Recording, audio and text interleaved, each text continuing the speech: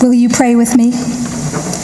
Gracious God, may the words of my mouth and the meditation of all of our hearts be acceptable to you, our strength and our Redeemer. Amen. Oh, Peter, that most human of disciples, the one who always seems to lead with his mouth while his brain catches up a bit later. Peter, the first one to claim that Jesus is the Messiah, yet also the one who constantly misunderstands what that means. He's impulsive. He's hot-headed. He's forever stepping in it.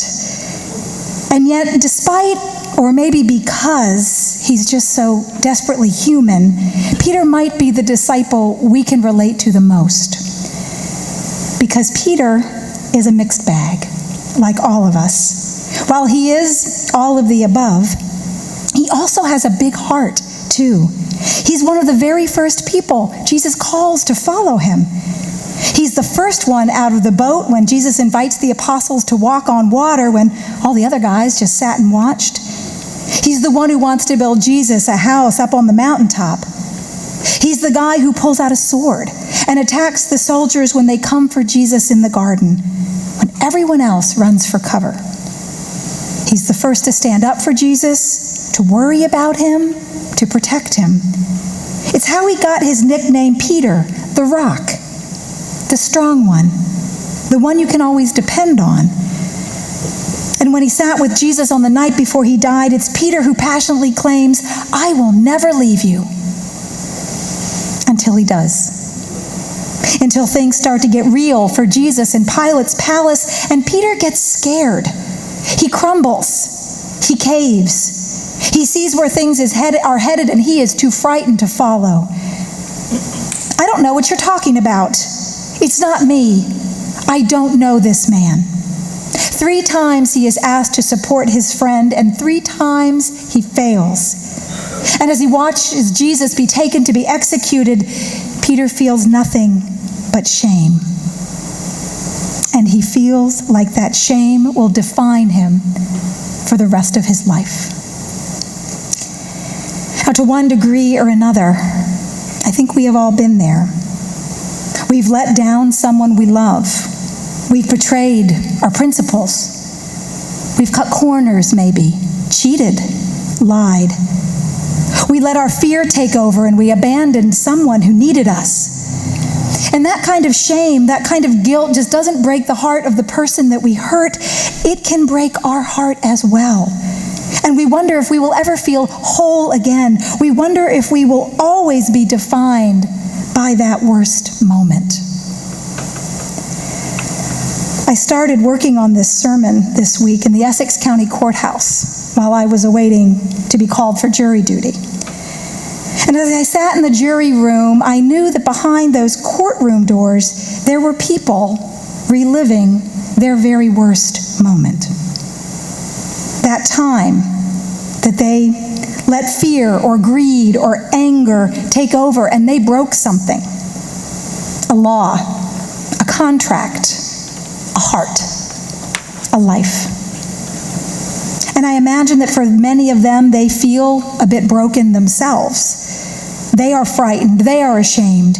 And like Peter, they are wondering if this awful thing they did will define them for the rest of their lives. And they are wondering if they will ever truly feel whole again. Sitting with our shame, facing our failure is painful. It's one of the hardest things human beings can do, and so many of us avoid it. But it's also one of the most essential things we can do, because it's part of who we are. We hold within us the capacity to do great good and great evil. And it's a constant battle, a constant tension. It is a part of our story. And as Christians, we believe that our story is connected to a larger story, a faith story, one that connects us, even the hard parts, and I would say especially the hard parts, to that heart of God. And as messy and complicated as that is, we know that sharing our story with God is also a reason for hope. For the last few weeks, we've been exploring just how challenging it can be to live that faith story, to let that connection with God open us up to seeing ourselves honestly, fearlessly, lovingly, as God sees us, to let it change us internally and then connect us more deeply to each other, to the wider world. You see, for Jesus, faith isn't something that we do just keep to ourselves. It's an invitation to live differently, to love differently, to let the grace and forgiveness that we have received be magnified through us to the world beyond us, through how we act, through who we serve, through how we heal. Faith in Jesus is an invitation to follow him, to live our faith from the inside out. And the story for Peter, for me, is that inflection point of living faith inside out, of realizing what's possible when we accept that invitation. In our readings today, we began with the story of the night before Jesus died and Peter's awful choice in the courtyard. And then we moved to morning, several days later. And there we find Peter on the beach, still reeling from the shocking news of Jesus' resurrection. No one saw that coming. Peter can still remember his disbelief when the women came back from the tomb declaring that it was empty. He can still feel his heart pound as he raced there and saw it for himself. He can still feel the awe of Jesus appearing in the upper room and showing them his wounds.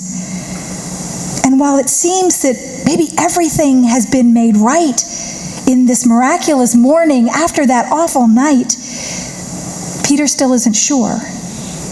He still carries his shame. He hasn't had a chance to really talk with his friend, to have that painful conversation about what he's done. Jesus said when he left the upper room he'd return, but it's been a while now. So maybe he won't come back. Maybe he can't forgive Peter. Peter certainly hasn't forgiven himself. And so sitting on the beach that morning, Peter doesn't feel like the rock.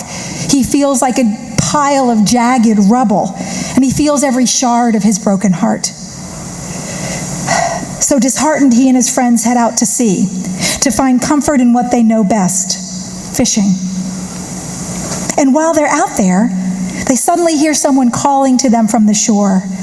And of course, it's Peter who recognizes Jesus first and impulsively jumps off the boat and swims to shore. And there, over a barbecue breakfast, they finally get to have their talk. Now, Peter is nervous, no doubt. But Jesus is not. He's open, he's kind, he's loving. But he does have a question for Peter, and he asks it 3 times. Do you love me? And Peter 3 times answers, you know I love you. And Jesus responds each time, feed my sheep. In other words, if you love me, live it out. Take care of those I care for. Share that love with the world. Let it heal the broken places inside and outside of you. Feed my sheep, and then you will truly be my friend, and then once again, you can follow me. 3 times Peter betrays Jesus in the courtyard, and 3 times Jesus asks Peter if he loves him. What a remarkable act of forgiveness, of reconciliation, of grace. For every time Peter lets him down, Jesus offers him a chance to repair what is broken, to make things right. For every time Peter chose fear over love, Jesus offers him a chance to take that love and share it in the places where it is needed the most. I believe for Peter, this was the tipping point in his journey of faith. Loving Jesus, believing in him, is not about having the right words, having the most bravado, but letting those words live. It's not about a private feeling, but a way of seeing the most vulnerable of God's children and being courageous and compassionate enough to care. to let our life become a vehicle for God's grace in the world. 3 years earlier, Jesus came up to Peter, also on a beach, and invited him to follow him on a most remarkable adventure, to live in love in an entirely new way. And Peter said yes, and it changed everything. Then on one heartbreaking night, he thought he'd lost it all. Yet 3 days later, back on the beach, Jesus offers Peter the same invitation, "Follow me." And Peter says yes, and everything changes for him again. But nothing changes for Jesus, because Jesus never stopped loving Peter, even on that worst of nights. He knew there was so much more that defined him. He still saw his brave, impulsive, big-hearted, steadfast friend, his rock. And he knew that Peter's faith story was not over. And our stories are not over either. We are not defined by our worst moments. No matter how much shame we carry, or guilt, or brokenheartedness over the things we've done or failed to do, we are still part of God's story. We still have a place in God's heart, and that can never change. And as that awareness sinks in and deepens our faith inside, we are then called to live it boldly as we share it on the outside, just like Jesus, by loving and serving those he did. Holding that tension between heartache and grace that is part of every story. Seeking out the broken people and places with a heart healed by God's love, ready to help heal the world. Defining ourselves as Jesus sees us. Following his lead. Feeding his sheep. May it be so for us today and always.